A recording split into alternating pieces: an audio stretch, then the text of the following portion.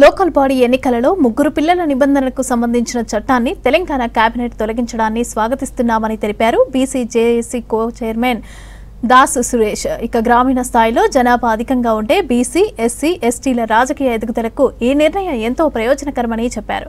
ప్రస్తుతం కొనసాగుతున్న డీసీసీ నియామకాలతో 50% బీసీలకు అధ్యక్షులుగా అవకాశం ఇవ్వాలని అన్నారు దాసు సురేష్.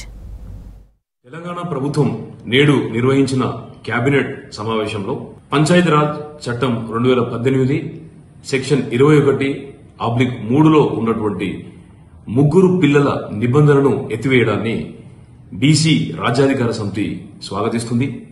గ్రామ స్థాయిలో అత్యధిక జనాభా ఉన్న బీసీ, ఎస్సీ, ఎస్టీ వర్గాల రాజకీయ ఎదుగుదలకు ఈ నిర్ణయం ఇతోధికంగా సహకరిస్తుందని చెప్పి మేము భావిస్తున్నాం.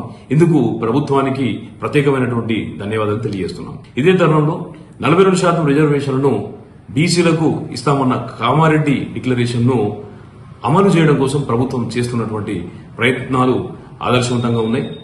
ఇదే తరుణంలో కోర్టు నిర్ణయాలతో సంబంధం లేకుండా ప్రభుత్వం తాను స్వయంగా నిర్ణయం తీసుకోగలిగేటటువంటి కార్పొరేషన్లు, ఫెడరేషన్లు, డీసీసీలు, మంత్రి పదవులు, అదే రకంగా పార్టీలకు సంబంధించినటువంటి పదవుల్లో కూడా బీసీలకు 42% అవకాశాలు కల్పించడానికి మరి ఏ విధమైనటువంటి అడ్డంకులు లేని కారణం చేత వెంటనే ప్రభుత్వం ఏదైతే బీసీలలో ఉన్నటువంటి చేనేత, జౌలి, గీత కార్మిక, విశ్వకర్మ, నాయి బ్రాహ్మణ, వడ్రంగి, మేదరి తదితర కార్పొరేషన్లు, ఫెడరేషన్లకు పాలక వర్గాలను, చైర్మన్లను వెంటనే నియమించాలని చెప్పేసి అని మేము కోరుతున్నాం.